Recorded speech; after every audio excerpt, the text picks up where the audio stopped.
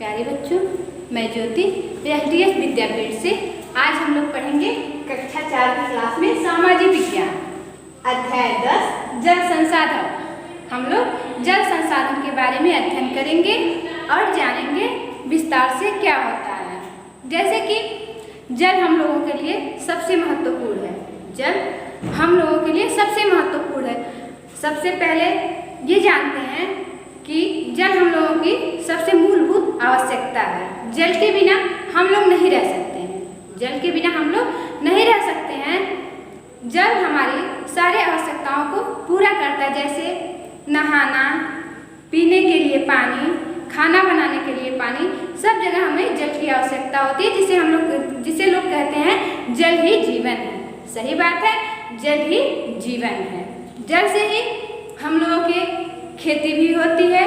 जल से ही हम लोगों की और सभी आवश्यकता की पूर्ति भी होती है। जैसे हम लोग जानते हैं कि जल एक हम लोगों के लिए बहुत महत्वपूर्ण है। जल हम लोगों के लिए बहुत महत्वपूर्ण है। हम जानते हैं जल कहाँ कहाँ होता है। तालाब में भी जल होता है, कुएं, नलकूप, नहरें। तालाब, कुएं, नलकूप और नहरों में भी पानी होता है, तालाब में भी पानी होता है, कुएं और नलकूप में भी पानी होता है। जैसे हम लोग जानते हैं भारत एक कृषि प्रधान देश है।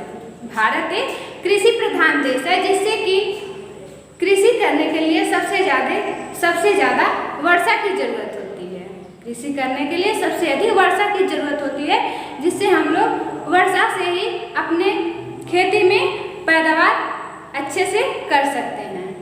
जैसे हम लोग जानते हैं कि जो धान की खेती होती है उसको सबसे अधिक वर्षा की जरूरत होती है। वो वर्षा के मौसम में लगाया जाता है। हम लोग जानते हैं, हम लोग ये मानते हैं 15 जून से वर्षा मानी जाती है।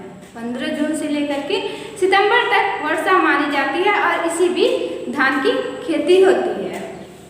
धान को उपजाने के लिए, धान को उपजाऊ ज़्यादा उपज करने के लिए पानी की जरूरत होती है। जैसे ही हम लोग खेत में धान लगाते हैं, उसी टाइम से लेकर धान पकने तक पानी की आवश्यकता होती है। उसी टाइम, जैसे जब से खेतों में धान लग जाता तब से लेकर के जब तक धान पकने जाता तब तक पानी की आवश्यकता होती है। ऐसे ही हर फसल में, कोई भी फसल हो बिना पानी के नहीं होता। जैसे धान है, इसमें ज़्यादा वर्षा की जरूरत होती है, और कोई फसल है कभी 2 बार पानी की जरूरत होती है, कभी 1 बार किसी में जरूरत, कभी 3 बार जरूरत होती है। ऐसे ही फसलों में पानी की जरूरत होती है। पानी हम लोगों की मूलभूत आवश्यकता है। जानते हैं तालाब में भी पानी भरा होता है।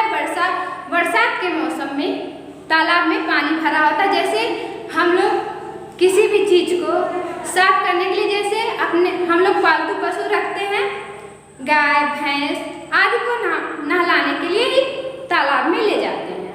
और जो आसपास के खेत होते हैं, तालाब के आसपास के खेत होते हैं, उसमें तालाब से पानी भी ला करके खेत को सींचा जाता है। अब दूसरा है कुएं। जैसे आज के समय में हम लोगों के वहाँ नल, टोटी, बहुत सारी सुविधाएं हो गई हैं।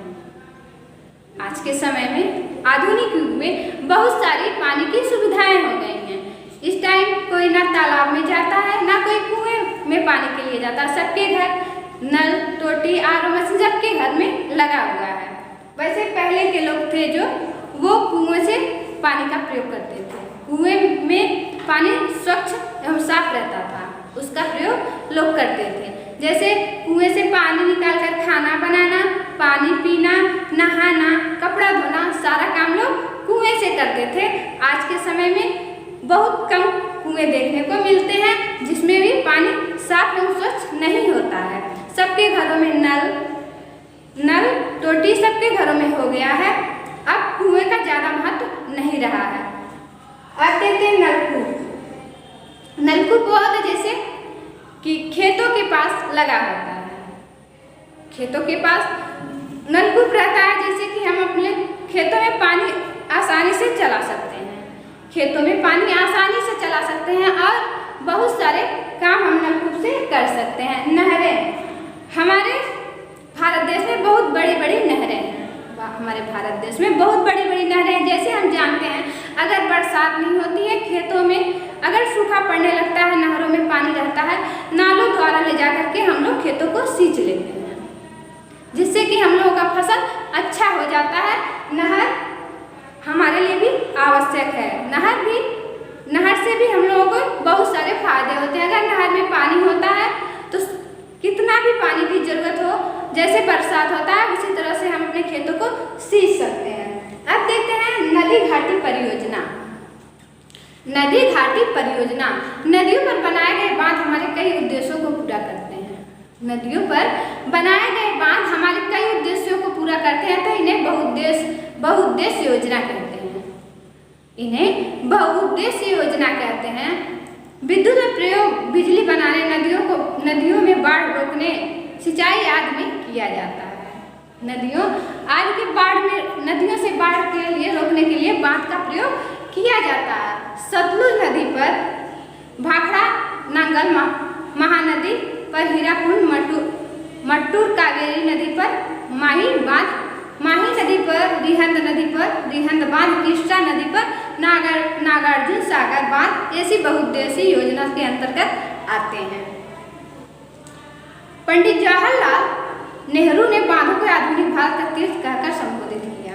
पंडित जवाहरलाल नेहरू ने बांधों को आधुनिक भारत का तीर्थ कहकर संबोधित किया। नगरों में जल को एकत्रित करने का कार्य स्थानीय प्रशासन करता है। जैसे नगरों में जल को इकट्ठा करने का कार्य स्थानीय प्रशासन करता है।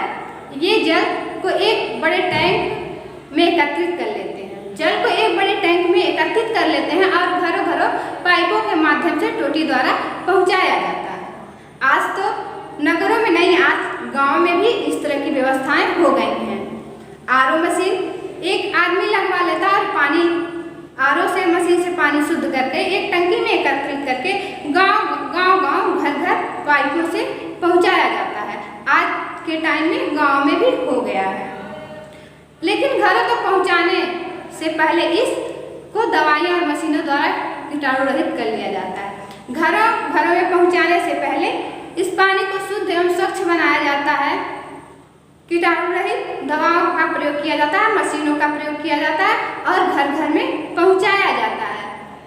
प्यारे बच्चों, आप लोगों को समझ में आ गया होगा जल संसाधन, तालाब, कुएं, नलकूप, नहरें, नदी घाटी परियोजना। आप लोग इसे समझेंगे और अच्छे से पढ़ेंगे। फिर मिलते हैं अगले ऑनलाइन क्लासेस वीडियो में। धन्यवाद।